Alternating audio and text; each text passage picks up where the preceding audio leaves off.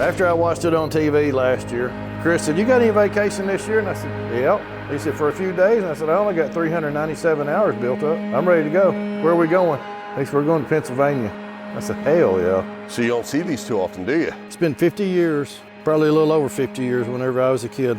I didn't really realize what I was seeing at the time because I was so young and didn't realize that they would pretty much disappear out of our neck of the woods.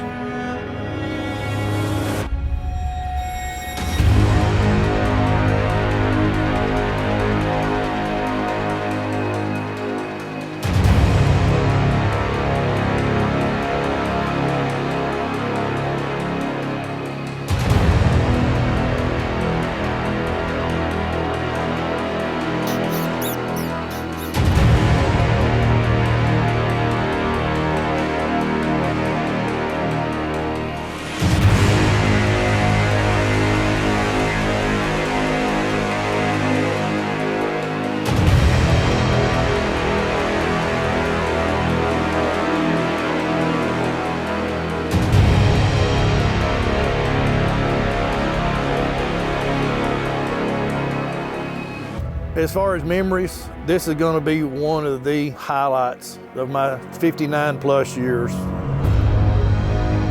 Number one, coming to a different part of the world, meeting different people, the different styles, shooting a red fox that I have not seen in the wild in 50 plus years. It's a dream come true. Basically all I've ever seen is Texas. It's an entirely different world than what I'm used to in Texas, and it's an entirely different animal. You put mixtures and stuff together in your life, this is going to be a trip that will never, ever be forgotten.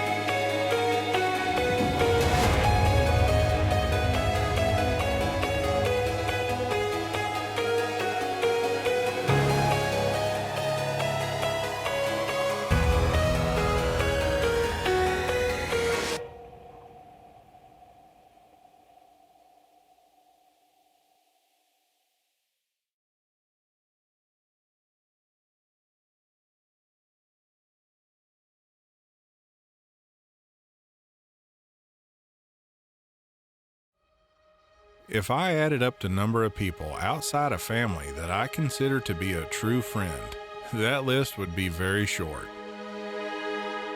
This friend rarely even leaves his hometown, much less gets on a plane. But I thought, why not take him somewhere he's never been to experience something he'll likely never forget? Chasing a critter you just don't see around here. When they asked me if I had any vacation, I told them I had a bunch of vacation. Wasn't dreaming we was coming to Pennsylvania to red fox hunt. Then whenever they told me that they wanted me to go with them, I couldn't believe it because it had been 50 some odd years since I'd even seen a red fox. I've never been east of the Mississippi River. Matter of fact, I hadn't even been within seeing distance of the Mississippi River. Basically killing several birds with one stone. Number one, I've kind of reached that grouchy old age, kind of tired of the way the world is. People are kind of brain dead. There's no common sense anymore, and my filter is kind of full. Kind of the old saying my sister said, I'm not getting grouchier, I'm just getting more honest. I needed to get away. And this is a perfect getaway. Number one, to get away and see new country. Number two, get a chance to go hunting. See a red fox that I hadn't seen in over 50 years and maybe have a chance to kill one. We'll try to take a few fox to the train station. Seeing a red fox in North Texas is literally like seeing a unicorn. For me personally, I've only seen 2 in 42 years, and those were together. I know some people are going to say, yeah, we have them, but in my neck of the woods, I hadn't seen one in 50 plus years. I jumped at the chance to come up here, to see different country, meet different people, and to kill a red fox.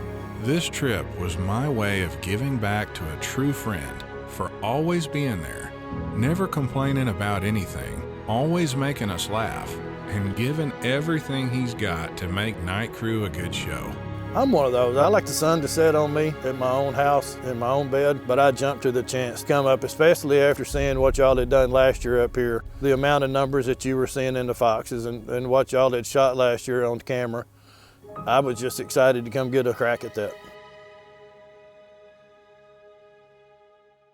Last year, Ronnie and I had a bit of a learning curve getting adjusted to Luke's 17 WSM, so we thought it would be a good idea to let Gary get some trigger time beforehand. About all he ever shoots is a 243, and I wanted him to have plenty of confidence when that first red shows up.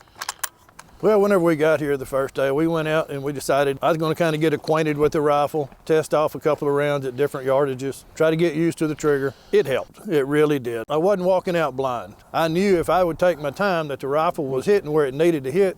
Basically, I couldn't blame it on the rifle if I missed after taking a couple of test rounds. All right.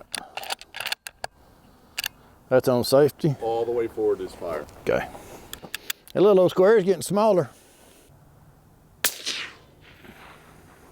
That sucker does not kick.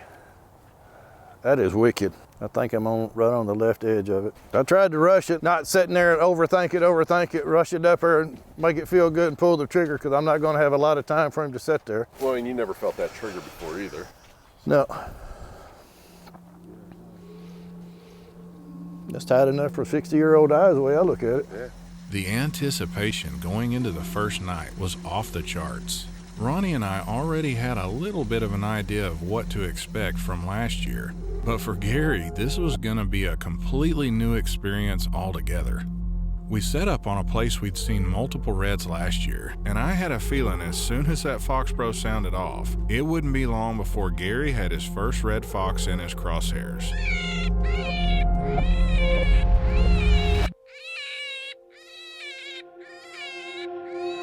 Ronnie hit him with the lights and the eyes started shining, tried to get the camera turned around, tried to get the gun turned around. And I was thinking, this is going to happen on my very first stand. I can't believe this. Everything was working good. He was coming in quick. I made too much noise with the safety when I clicked it off, and it locked him up. And they said, shoot him. Amongst the shakes and everything else, I slowly squeezed the trigger, and I never was so excited when I heard the shoo. Kill him. Then my heart sank whenever he got up and took off running again. I'm thinking, holy crap, now what am I going to try to do? And Lucas said, put another one in him. And I was trying to get it loaded, I was trying to get on him, and he made it about 25 yards, and all of a sudden he crashed. He said, oh, he's good. After I killed my first one, we kept the call running. The second one come up pretty much in the identical area that the first one did. Mental lesson number 2, when you click the safety and it's loud and it stops the first one, you click the safety a little bit loud and it stops the second one. You know, how stupid can you be? It happened twice. I could tell Gary got a little rattled after that first one ran. He's used to bang flop with a 243, so his expectations when he pulled the trigger, that just didn't happen. And my main concern at that point was him just not letting that get in his head. No offense, the 17 WSM kind of feels like a pea shooter, but it makes you a more precise shot. We run a 243 back home. You've got a little leeway for a bad shot, but still have devastating results. These fox got so much adrenaline, unless it is a dead center, picture perfect shot, he's gonna move on you. This was our very first stand, and I really just wanted him to have confidence for the rest of the trip with that 17, and all that would take is just laying one out.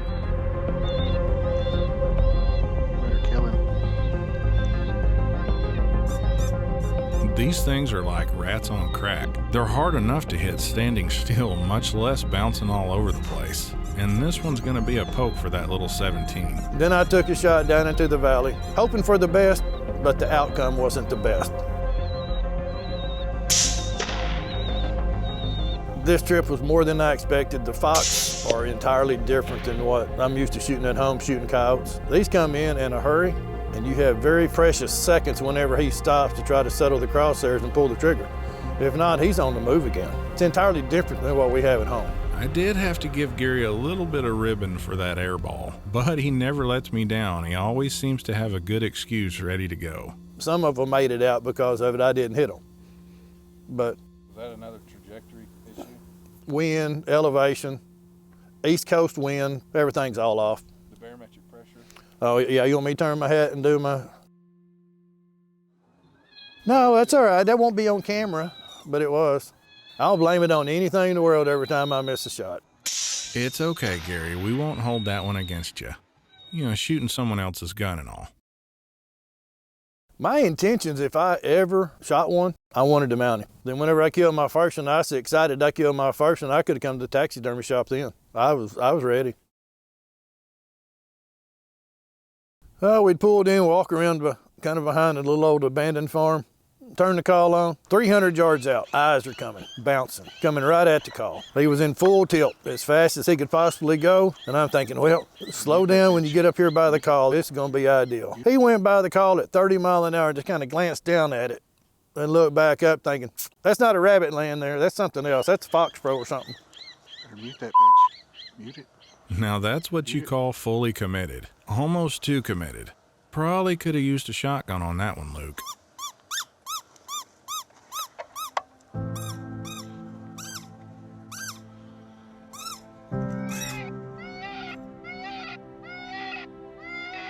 Luke has a little bit of a different process getting these reds to stop.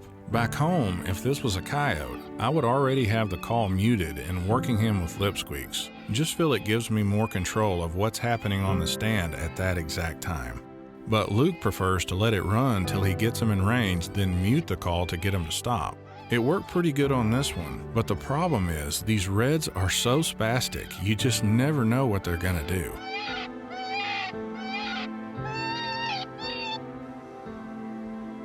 Do it, Gary.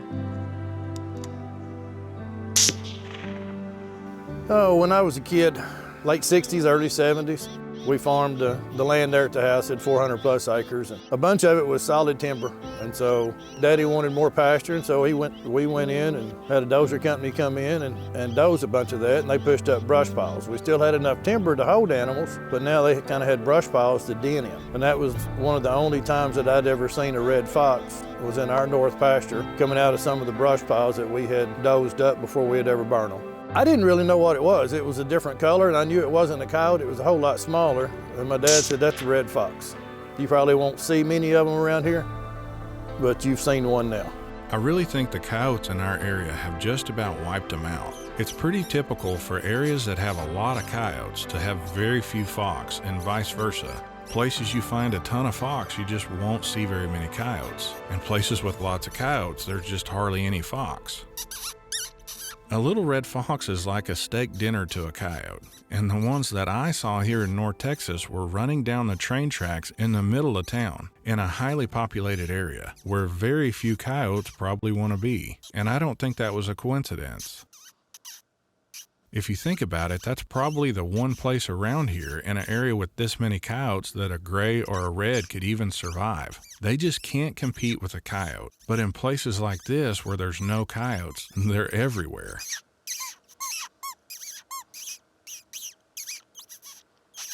I really want Gary to smoke a few to get his confidence built up with that little 17. And I'm telling y'all right now, when Gary's on, he's usually lights out. This little 17 WSM will put them down. You just got to put it in the right location. I kind of feel like that fox was the turning point in the trip for Gary, because from there on out, he just didn't miss. And I gotta brag on him a little, because his shooting on this trip, besides the giant airball he sailed over that one fox, besides that, it was spot on. We had a fox that showed up. He come in slow, more like the coyotes that I'm kind of used to. He kind of came in slow, kind of cautious, looked around, went through some grass, and then he encountered kind of a tarp, kind of a breakwater type setup. We had no idea what this fox was going to do with this tarp. Pretty much just had to let it play out and see what happens.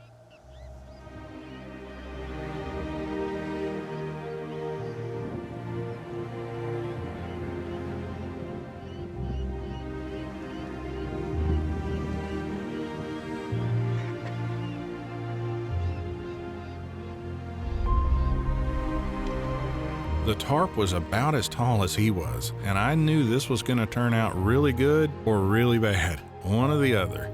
He peered his little old head up over the top of it and looked, and I'm thinking, if he jumps this tarp, this is going to be some incredible video.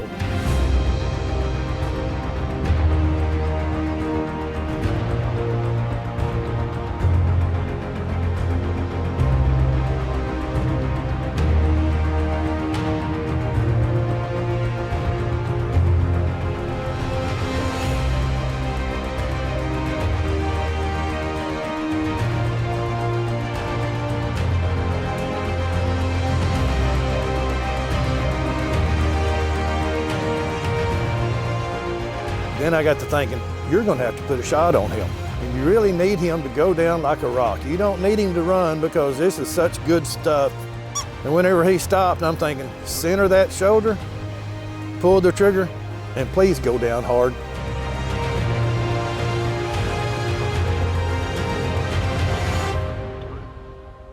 Do it. I had faith in you, Gary. You could tell his confidence was growing with each fox, and I was super excited for him. My one single goal for this trip was for him to simply have a good time. Nothing more, nothing less.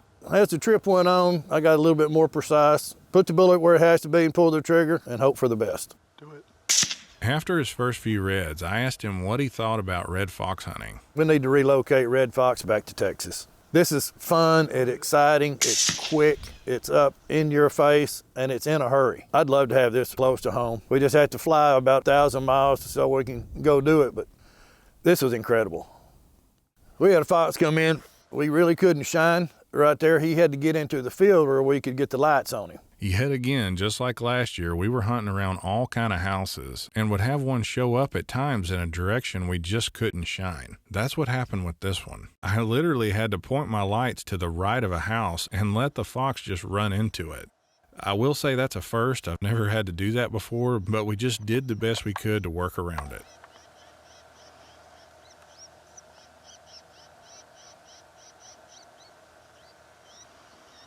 You know, on our way up here, Gary was talking about really wanting to get one mounted. And me and Ronnie completely understood that because we were the same way last year with our first reds. And every time he got another one, the question was always, will this be the one? You just don't ever really know until you walk up on him. And when he shot this one, I could just see the look all over his face, like you could just tell to him this one was special. So I'd follow him with the thermal on the gun, and then I'd look at him with my eye, and I was thinking, dude, he's pretty red. He's about the reddest one I've seen. He got out there and stopped. I got the call to pull the trigger, and I shot him and dropped him, and I walked up on him. That was the prettiest fox, deep, dark, rich red, longest, biggest black feet, one of the longest, bushiest tail that I'd seen on a fox since I'd been here. Of course, I'd only been here one day, but still, I'm thinking that's gonna be the one I'm gonna put on the wall. That's the one that's going back to Texas with me. When Gary got to that fox, he was super excited, and it's very rare that you ever see him just kind of speechless. He's always got something to say, but in that moment, you could just tell this was one special fox to Gary. And that made me feel like $1 million because I knew Gary had done something that was a really special thing for him. That's what I wanted for him on this trip. One of the deepest, richest colors with some of the darkest legs. And I was thinking, that's the one right there. At least until about a few hours later.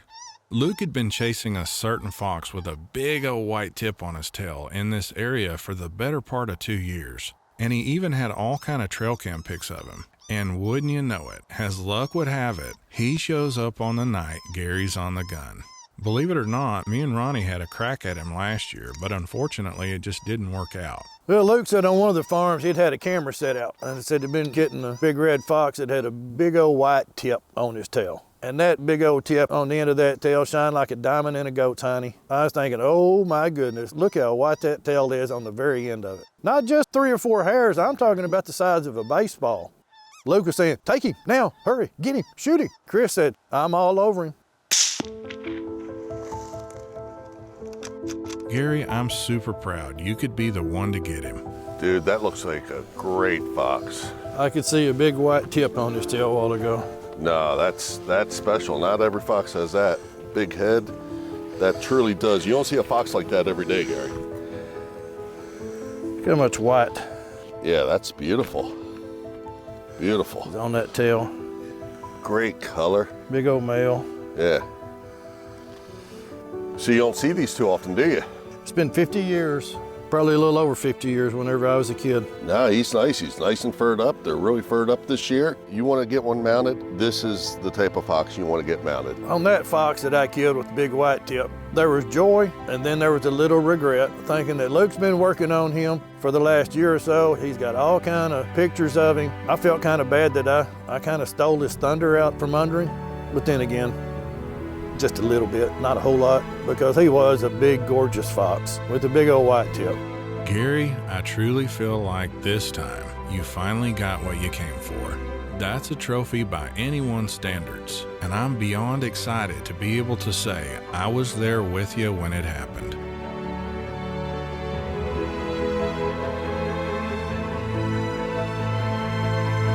A little regret, but a lot of satisfaction. Gonna have to find a place where I'm gonna put him.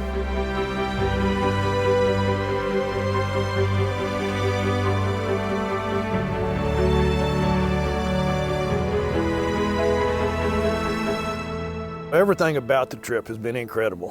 When you're with friends and you cut up and carry on and laugh, that's what makes it all worthwhile. Killing is not a necessity in my book. At my age, having fun, having friends, doing something that we all enjoy together, bringing a red fox home and putting on my wall, that's just a bonus as to what we've done. This is just, it's a dream come true. And for me, that's mission accomplished.